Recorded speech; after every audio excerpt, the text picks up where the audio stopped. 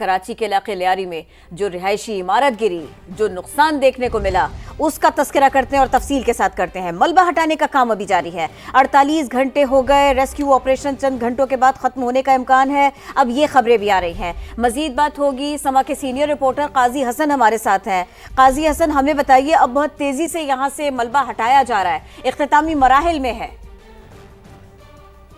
जी बिल्कुल, जो यहाँ रेस्क्यू 1122 के इंचार्ज हैं रोशन मेहर, उनसे भी चंद लम्हों पहले बात हुई। उनका ये कहना था कि यहाँ से तकरीबन अब कोई शवाहिद नहीं है कि कोई मज़ीद डेड बॉडी इस मलबे तले हो, क्योंकि उनका कहना था कि तमाम जो रिहायशी है उनसे तफसीलात लेने के बाद वो ये कह सकते हैं कि अब मज़ीद यहाँ कोई डेड बॉडी नहीं है। अब तक मजमूई तौर पर तकरीबन 27 अफराद की यहाँ से डेड बॉडियाँ निकाली जा चुकी हैं और रेस्क्यू का काम अभी हैवी मशीनरी से फ़िलहाल रोक दिया गया है। अब जो सिर्फ काम है वो इसका जो मलबा यहाँ मौजूद है उसको उठाने का काम है। सर्च एंड रेस्क्यू ऑपरेशन रोक दिया गया है या तकरीबन मुकम्मल हो गया है, जबकि इस दौरान जो मलबा है उसको हटाने का काम अभी भी जारी है। जी बहुत शुक्रिया काजी हसन, आपने अपडेट किया।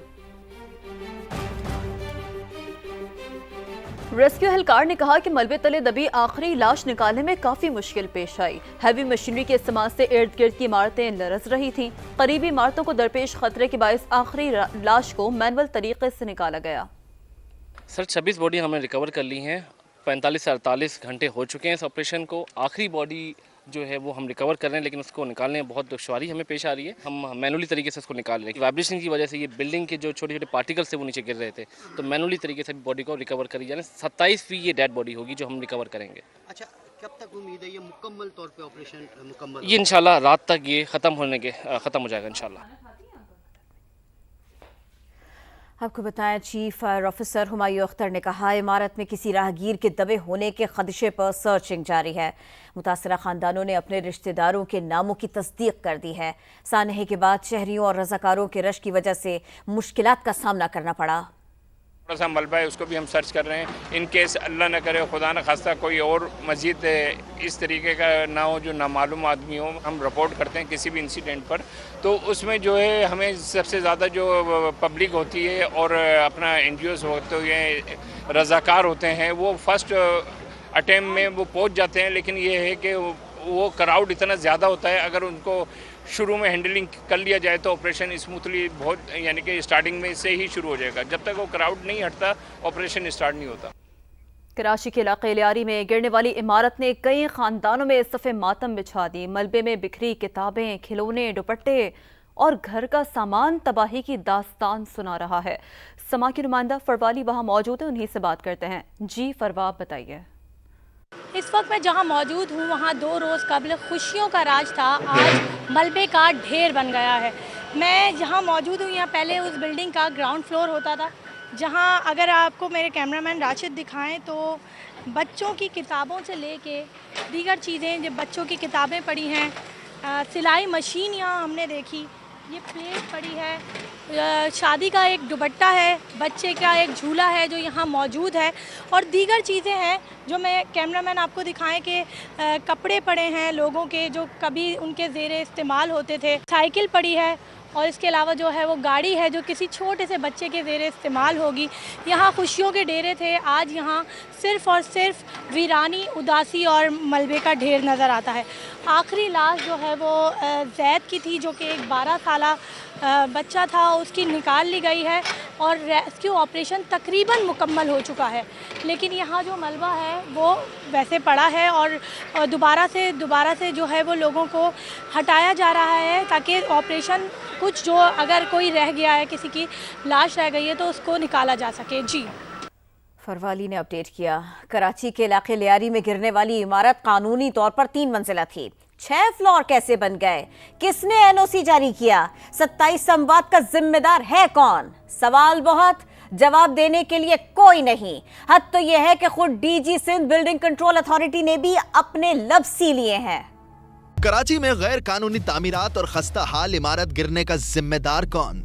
इंतजामी गफलत, कई जिंदगियां निकल गई। मलबे में अब भी कई अफराद दबे हैं। इस सानहे पर जवाब कौन देगा? बदनसीब इमारत में कितनी मंजिलें थीं? ये भी एक मौम्मा बन गया। सिंध बिल्डिंग कंट्रोल अथॉरिटी के रिकॉर्ड के मुताबिक इमारत 3 मंजिला थी। जबकि इलाका मकीन कहते हैं इमारत 5 मंजिला थी और 6ठी मंजिल पर पेंट हाउस भी था। 10 अक्टूबर 2022 को बिल्डिंग्स की डेंजरस कमेटी ने जांच के बाद इमारत को खतरनाक करार दिया था। रिपोर्ट में यह भी वाजे कर दिया था कि इमारत का तीसरा फ्लोर खत्म करके मुकम्मल तामीराती काम की जरूरत है, मगर इसके बावजूद कुछ न हुआ। मजीद 2 फ्लोर और पेंट हाउस बनाने की इजाजत किसने दी? कौन अफसर था? एनओसी किसके दस्तखत से जारी हुआ? सवालात कई हैं, जवाब कोई नहीं दे रहा। कई घराने उजड़ने की जिम्मेदार लापरवाह इंतजामिया है। DG Sindh building control authority ने भी पूरे मामले पर चुप साध रखी है। वज़ीर आला सिंध मुराद अली शाह कहते हैं लियारी में बिल्डिंग गिरने का सानहा अफसोसनाक है। कल इजलास में वाक़े से मुतालिक तफसीलात लूंगा। आगरा ताज में सामने आने वाली एक मखदूश बिल्डिंग कुछ साल पहले ही बनी थी। देखेंगे कि उसकी तामीर की इजाजत किसने दी। लोगों को मखदूश बिल्डिंग खाली करने का कहा जाता है तो रिहायशी हुकूमत से कहते हैं कि मुतबादिल जगह दो। ये सानिया बिल्कुल बहुत दुखी सानिया था और 26 इस वक्त तक डेथ्स हुई हैं इसमें। कल इंशाल्लाह एक डिटेल मीटिंग में लूँगा इस बिल्डिंग के गिरने की वजूहात भी पता करने के लिए। कमिटीज तो बना दी थी हमने ताकि उसी वक्त असेस करें।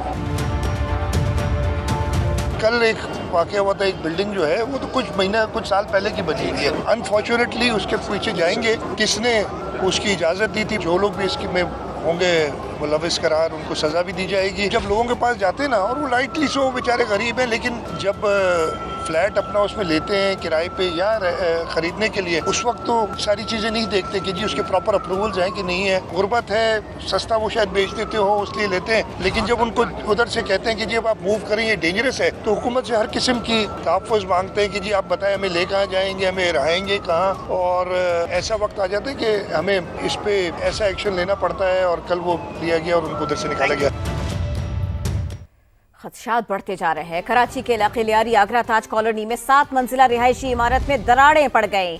पुलिस और SPCA का रात गए एक्शन। कार्रवाई के दौरान वकीलों की जानिब से मज़ाहमत का सामना भी करना पड़ा। कामयाब मुज़ाकरात के बाद पानी की टंकी तोड़ने के बाद ही बिल्डिंग को सील किया गया। मुतासिरा वकीलों को सरकारी स्कूल मुंतकिल कर दिया गया है। इमारत के रिहायशियों को बिल्डर मुआवजा अदा करेगा। बिल्डर और ठेकेदार के खिलाफ कलरी थाने में मुकदमा दर्ज। FIR के मुताबिक बिल्डिंग को नाकिस मटेरियल से गैर कानूनी तौर पर तामीर किया गया। मुतासिरा इमारत जानी और माली नुकसान का बायस बन सकती थी। इमारत को खतरनाक करार देकर नाकाबिले रिहाइश करार दे दिया गया।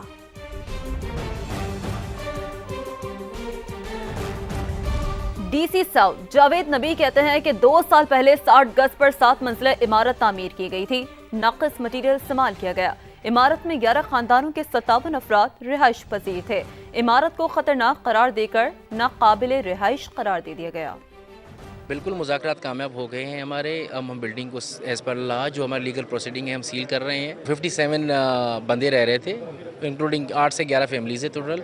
ये बिल्डिंग कोई 2-2.5 साल पुरानी है और हमने उनको ऑफ़र किया है फैमिलीज़ जो यहाँ पे, हमने कहा कि हम अभी नियरेस्ट हमारे पास सरकारी TMC स्कूल है, उसके अंदर ऑलरेडी बेसिक फैसिलिटीज़ सारी हैं। जो बिल्डर इन्वॉल्व होगा उसके खिलाफ भी कार्रवाई होगी और उनसे जो पैसे हैं वो हम कोशिश करके उसको पकड़ के रिफ़ंड करवाएंगे और जो इन्वॉल्व होगा उसके खिलाफ भी कार्रवाई होगी।